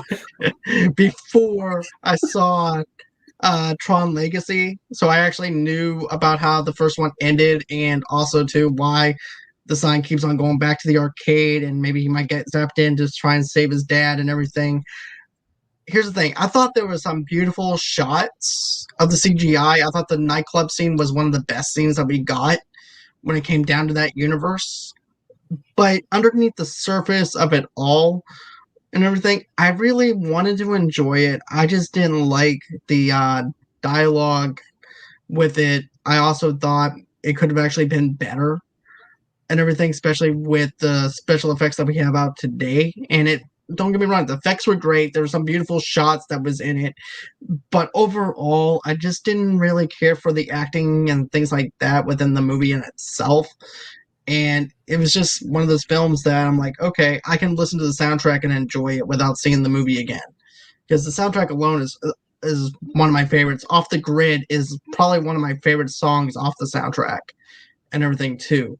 So that's just me. That's just my outlook with Tron Legacy. But what do you guys think? Well, you already know what I thought of it. It was, right. I liked it, but that's me.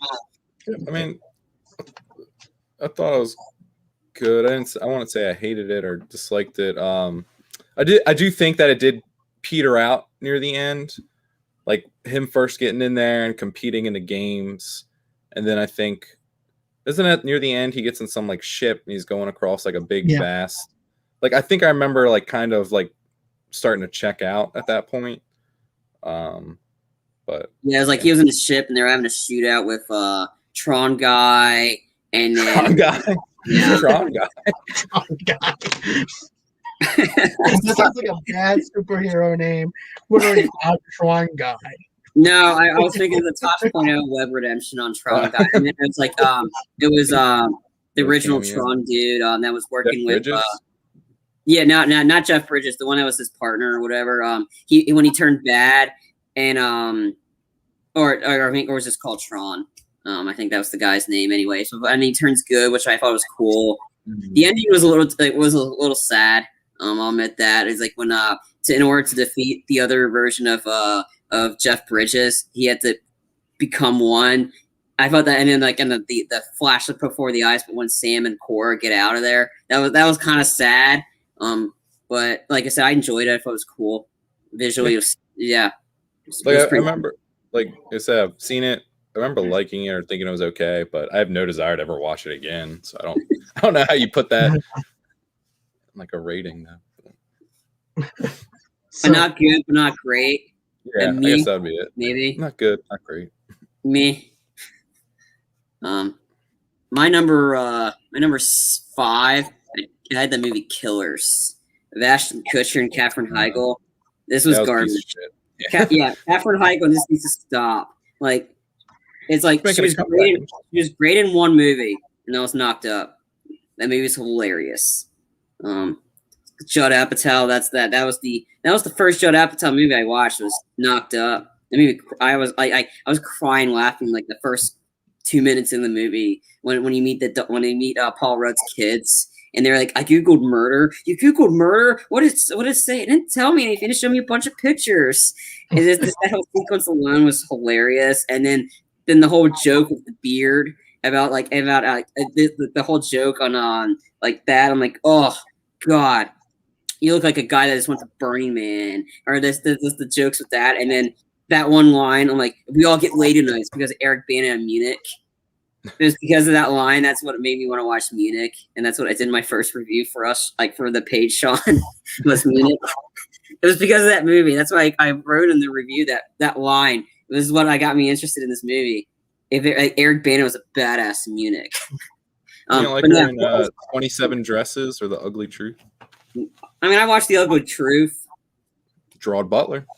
I know, but I mean. Gerard Butler needs to stay off those romantic comedies. They aren't working for him. He needs to go back to and that movie was Katherine Heigl the reporter, or was Gerard Butler? Ashton Kutcher was the killer. He was the assassin. Yeah, no, she's good in Bride of Chucky. Yep, and The Ringer. No, I never saw The Ringer. It was good. But then again, like I said, I think Ashton Kutcher was the killer, and then it's just. Put Katherine Heigl in an action movie. It's not her. It doesn't fit her. And this one was trying too hard. It was just it was very aware that it was a bad movie, and it was trying so hard to be a bad movie. It was just bad. I don't remember it. I just know it was bad. That was number 5. My number 5 was Megamind. I thought it was a terrible kids movie, terrible movie in general. I saw it in theaters with Melissa, and I think this little kid, Gary, that we used to babysit, but I don't remember. Maybe I just saw it with just me and Melissa, but I did not like it. He's like a villain, alien bad guy, I believe, trying to take over the world. Yeah. Easily forgettable. Don't waste your time. It's probably worse than Despicable Me, but not by much. Hey, I don't own Megamind. I don't intend to. Brad Pitt was awesome in that movie. To be honest with you, I actually know a local rock band that did a song that Megamind actually inspired him to write a song called Villain, and it's actually really good. I'm gonna have to send you the video of that. Yes, I think but yes, the name of that band is called Wildfire. Yeah, they're a little band from the coast. I actually saw them about 3 or 4 times. I'm actually friends with the lead singer Zach and everything, and I got to interview him whenever I was first starting out with the podcast. But yeah, I haven't seen Megamind. I don't know enough about it to want to watch it. Then again, the trailers didn't really do anything for me to go out and try and support it. So that's that. Let's see here. For my number 4, I have Black Swan down. For my number 4, I just thought it was boring. I didn't really lead to anything. Pretty much Natalie Portman is a ballerina whose passion is for the dance rules every facet of her life. When the company artistic director decides to replace the Parma ballerina for their opening production of Swan Lake, Nina is the first choice. She is in competition newcomer Lily, who's played by Mila Kunis. However, they wind up becoming rivals.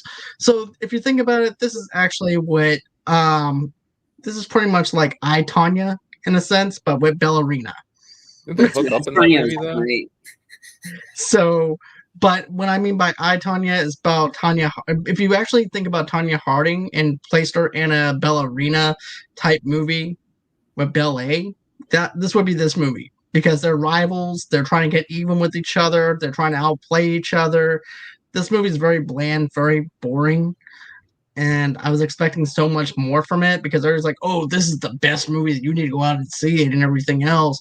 And it has that. It was supposed to have this horror, like suspense kind of outlook on it. And here I am falling asleep in the theater, just like I did with Paranormal Activity Part 1. So it didn't do nothing. I mean, I watched it on my own, and then I watched it from my film film class. There's scary elements in it. I'm like, come on, John. That the lesbian sequence didn't do it for you. Okay, that's what I was. So that's why you watched it alone. I know why Charlie watched it alone. Now, was that in theaters by yourself? Or no, I watched it on DVD. I didn't see this in theaters. Okay. I was gonna say, if you're doing it in the theater, I was like, no. You got to clean that up. It's just a mess. No, there's plenty of that. You don't need to add to it. No, there's plenty of that. Terrible, and I don't... No, Sean, there's plenty of that when Marmaduke came out and people got turned on. No. No. Madman. No. Damn. Apex had Marmaduke and we're like, and then the same theater Marmaduke is in there, like we're looking at the seats. Yep. So I get turned on by the dog. So anyway, I watched like a Black Swan because this is like it was an Oscar movie. I was trying to get into the Oscar stuff, and this is when Natalie Portman won the Oscar for the movie. That's why I was watching it, and I was just joking with you, John. Like, what? Like that sequence in for you? If I wanted to watch that, I would probably watch 50 Shades of Grey. If I wanted something similar to that. But listening scenes and stuff like that doesn't really do much for me whenever it comes down to a Black Swan movie and everything else. I'm like, nah. I mean, some of the scenes were intense, though. Not what I'm talking about. I'm talking about like some of the sequence where like she's bleeding, like on this, like where like on her foot's bleeding, and it's like it's weird. It's like some of the scenes where it was definitely a suspense. It had thriller elements in it. It was weird. But it's sexy. So you got a fear button. That's what I mean. Okay, that I got you.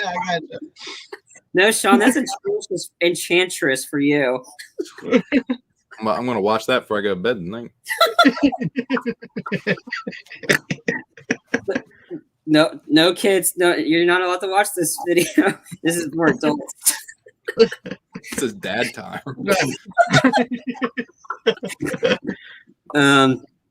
My number 4 was Skyline. Okay.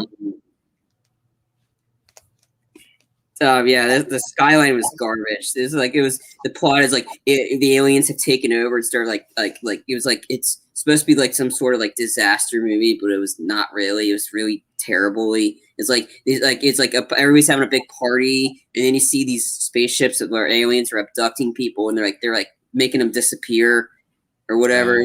It was really bad. I think Forrest Whitaker was in this. I don't know. I remember Tim watched this movie. I think when we had it like that, I think he hated it. Like focus on like a group of military people. Yeah, this focused on a bunch of people. It was not really military. And then I don't remember and then everybody's dying or in a sense. And then the final 2 people get summoned up, and then the guy becomes an alien. He starts beating the shit out of aliens at the end of it, and it's like, what the hell happened? I think they made a sequel called Beyond Skyline with Frank Carrillo and Tony Jaa, and that was more of the actiony one. I think it was on that. Like I forgot where it was, but this movie I don't remember it. I just remember it was garbage. You see, I watched it once and I didn't go back and revisit it again or anything like that. I figured it was like a good one and done type of movie where I'm like, okay, saw it, don't need to go back and revisit it. I only know the fact that it just focuses on the aspect of the survivors, of them trying to survive this thing with the aliens and things like that. The ending for me sucked. I really wasn't that enticed into the film in itself or anything like that. I thought the special effects were good. I thought that was good, but as far as the plot line and stuff like that, to be honest with you, I don't even remember the quotes from this movie or anything like that either, to be honest with you, and I don't remember who starred in it. That's just how long ago it was and how maybe it doesn't even have a cult following. It's not that great of a film. This is what Tim said. Have I watched it? Yeah. I'm trying to think of. I think I'm in the same boat as you, Tim. I can't remember. I know I've seen the trailer, but I can't remember if that's what I'm basing the entire movie on, or if I've actually seen it. I mean, the giant poster is this giant blue light. This giant blue light over this area. That's what the poster was. Right. I remember, like I said, it was like we had it. It was like on our left, like when you're exiting the theater, Sean. It's like I was on my right side or whatever. I think it was like one of the posters, and I think that's where it was. That's all I remember from it. It was a blue poster. That was about it. All right. So what do you have, Sean? What's your next one? I have a Dinner for Schmucks. It's with Paul Rudd and Steve Carell. I think Zach Galifianakis is in it too. Yeah, he's in it. Yeah. He plays like the douchebag boss or supervisor. He plays like a mind he plays a schmuck. Yeah. Yeah.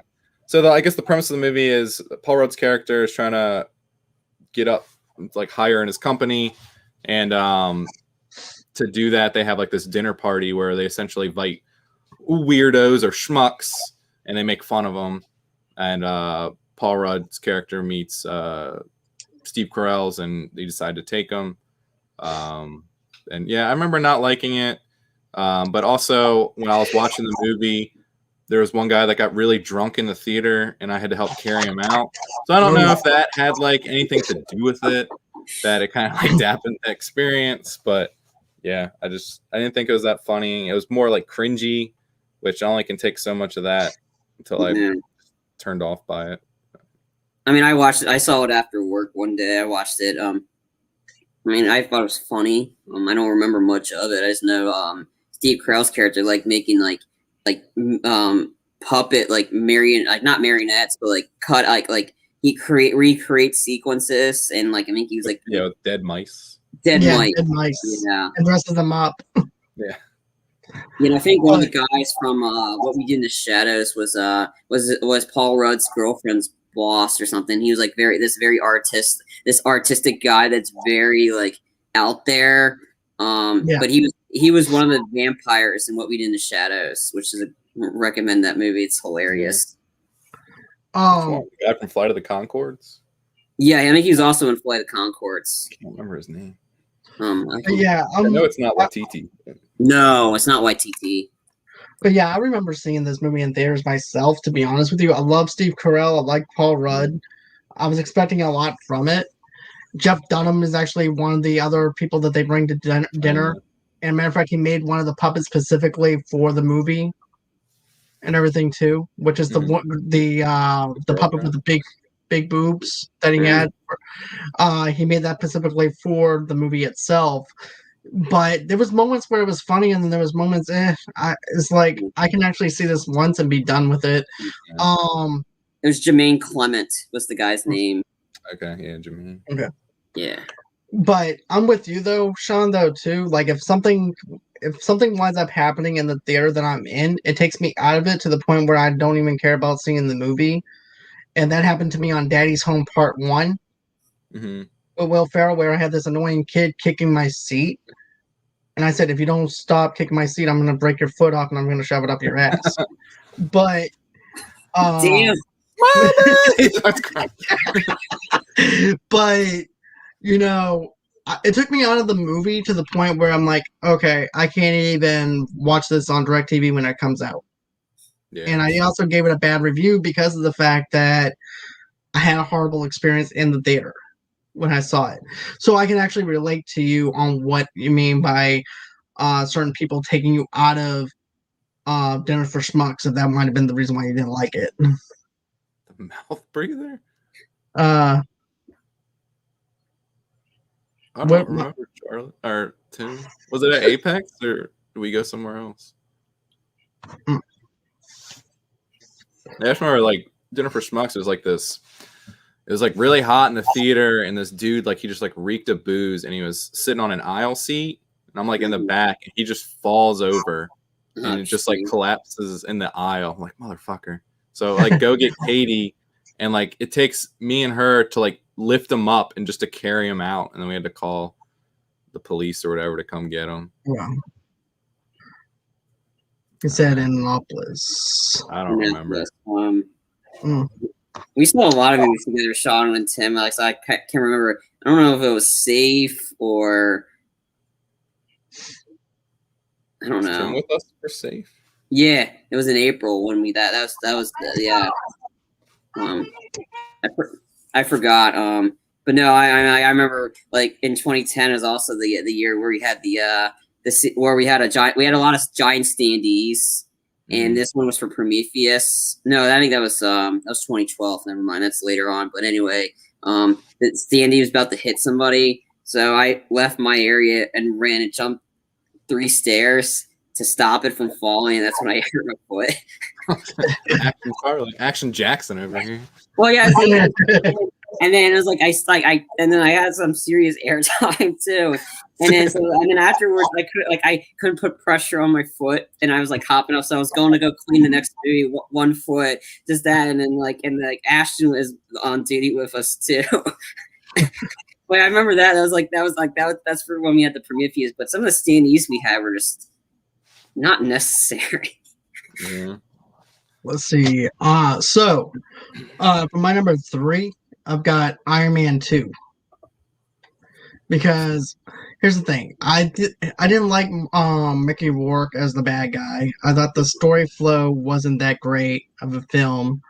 I thought that it wasn't that great or executed very well. I thought the first one was better than the second one. I know that it's actually hard to go into a sequel and expecting it to do just as good as the first one, but for me, the second Iron Man wasn't the greatest one or anything like that either. Throw that in the trash can with the Minions. Not happening. But yeah, that's just me. I mean, I thought there was aspects that I liked, maybe with the race car scene with Iron Man and everything too, with Robert Downey Jr. inside the car, and then also too his nano suit was actually pretty cool. But other than that, though, there was nothing redeemable for me about this film, and I was actually excited to know that Mickey Rourke was going to be in it, because at that time he was actually making a comeback for himself and things like that. So I was actually excited to see him. But once I saw what he did to the character, which is supposed to be one of the best villains that you can get for Iron Man, I was let down with it. Same thing whenever I saw the Mandarin for the third movie and everything, and how much I was let down with that too. That was funny though. Like, to me, I thought that was pretty good, just for the fact that it was he's just an actor. We'll be getting a real Mandalorian character in that Shun-Chi or whatever movie, like the martial arts one. It's the Asian one. No, it's coming out in July. It's a Marvel movie. I forgot the name of it. It's definitely what Shang-Chi.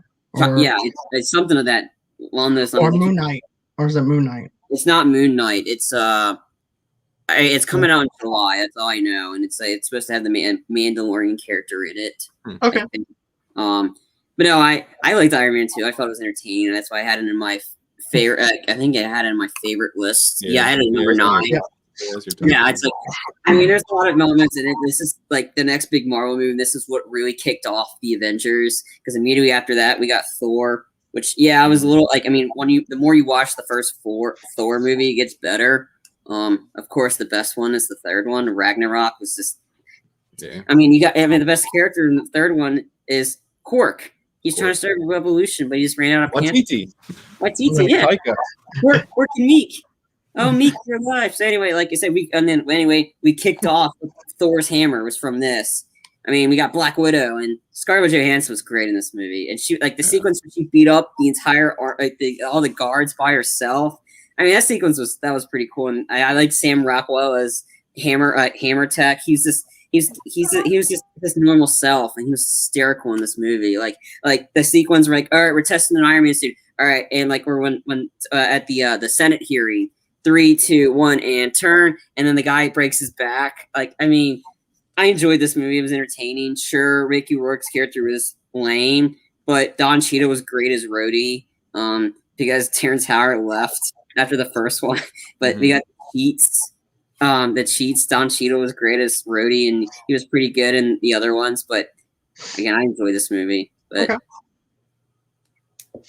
Let's see. So I'm gonna go on ahead, kick it off to Sean for his number 3. All right, I got Yogi Bear.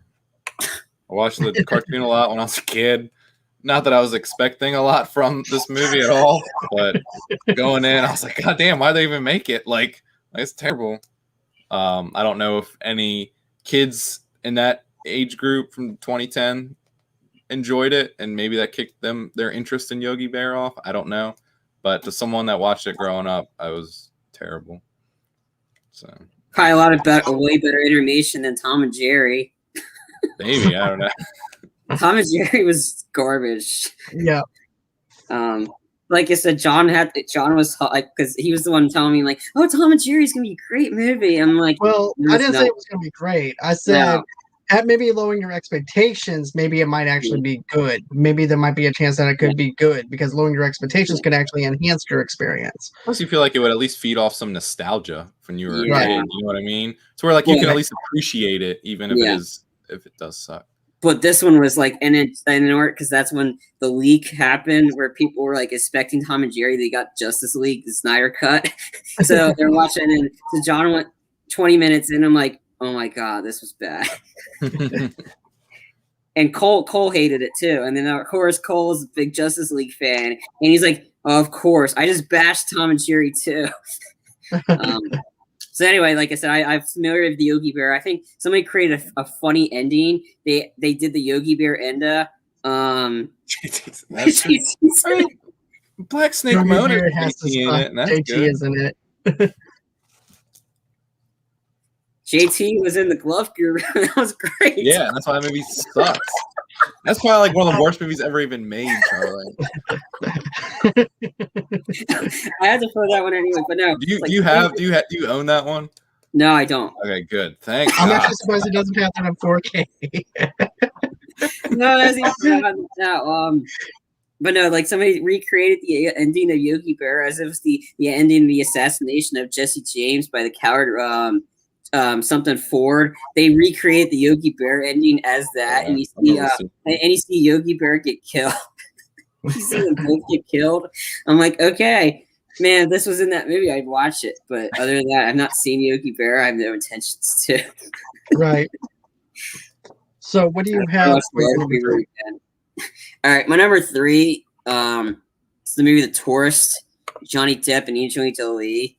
This was flat on garbage. This was terrible. I don't remember of it. I just remember the twist was pretty bad. It was just awful.